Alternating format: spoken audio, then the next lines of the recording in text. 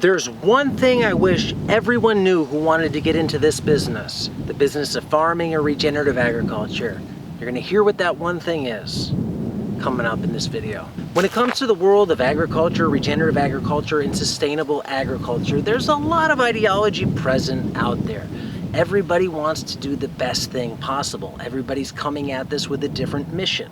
Some people want to regenerate the land, some people want to plant a bunch of trees, some people want to provide food, some people want to help a community, some people want to make a living, some people want to sequester carbon. There's a whole bunch of different ideologies out there when it comes to farming and really any business. But here's the one thing that I wish everybody knew when they got into farming or regenerative agriculture, it's this one thing.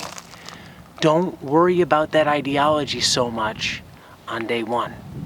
Put it in your back pocket, use it to guide you, but don't focus on it so much on day one. Here's why. Oftentimes, people in this space want to start with the most ideologically perfect farm possible, the best regenerative farm on the planet, the most sustainable one on the planet.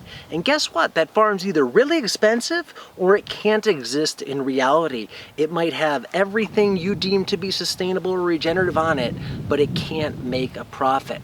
Here's the whole point of this. It doesn't matter if you build the most sustainable farm on the planet on day one.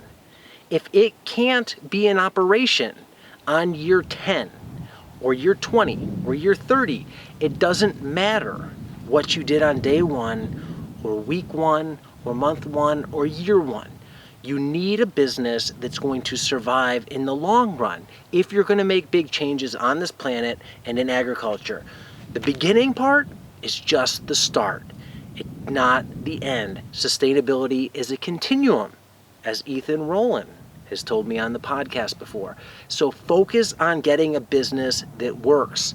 One comparison that the brilliant Phil Rudder gave me on a podcast was when he was talking about breeding out chestnut hybrids that were resistant to chestnut blight. He said the first and most important step, it's not nut size or flavor or the size of the tree. The number one thing you need to select for when you're breeding is a population that survives in reality. If that population of trees can't survive, it doesn't matter what the nuts look like or taste like or how easy they are to harvest or when they fruit and when the blooms come out. None of that matters if that population doesn't survive in reality.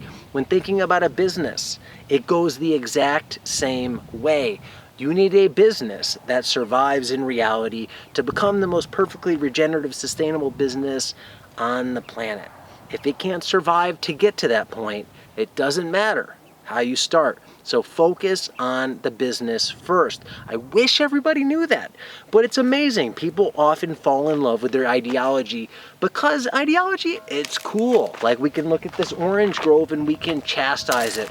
It's a monoculture. Look at the soil I'm standing on. It's more dirt than soil. It's gray, it's brown. There's no living cover on here.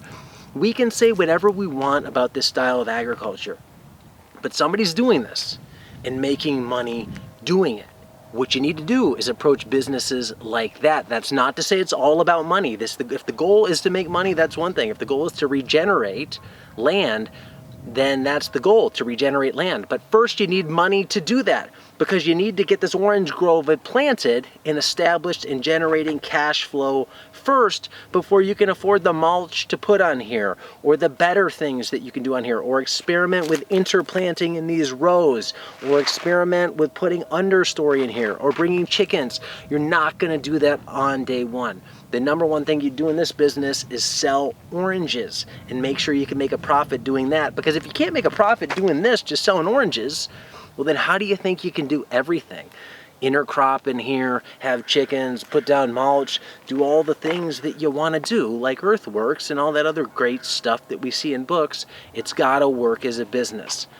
This is a big disconnect out there. I can't tell you the number of times where I've had people literally call me up on the phone and talk about their farm plan, and they talk at me for 20 straight minutes telling me everything they want to do about their farm. Mycelium, straw, biochar, compost teas. They're going to use horses to plow it. They're going to cover crop it. They're going to rotationally graze through it.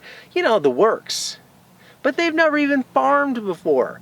Start with a farm business that works, get experience, and then slowly add to it. Regenerative is a continuum, or think of it like a staircase.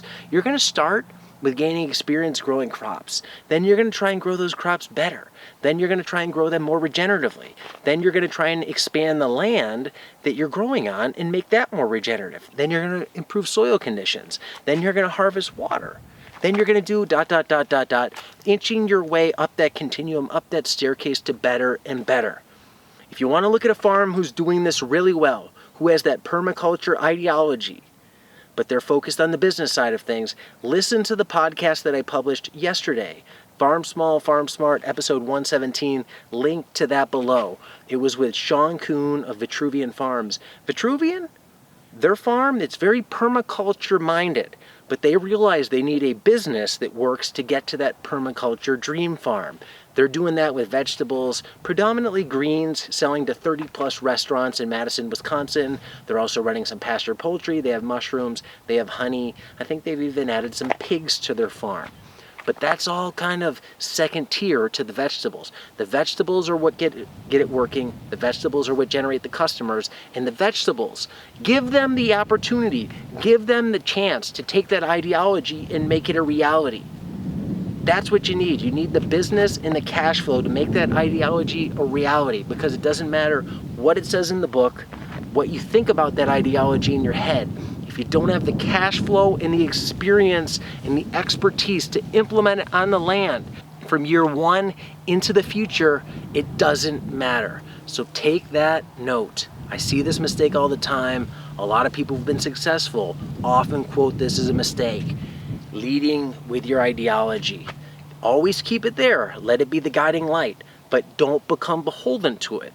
Let the business work first and use the business to fund that ideology and take it further and further down the line. So if you're just starting, take it, put it right in your back pocket, and move forward, make a business that works, and then follow back up in 5, 10 years and look to get better then.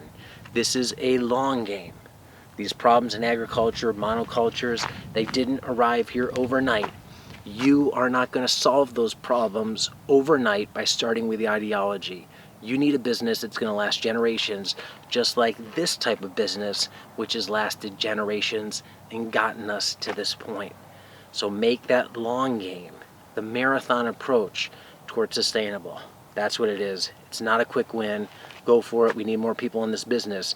Be smart when you do it, and put the ideology behind you. Focus on the business and go forward from there. Check out the podcast with Vitruvian and Sean. Link to that below. That's all for this one. That's the message, and that's the one thing I wish that all farmers and business owners knew when they started business. Lead with business, not with ideology. Thanks for watching. Until next time, be nice, be thankful, and do the work.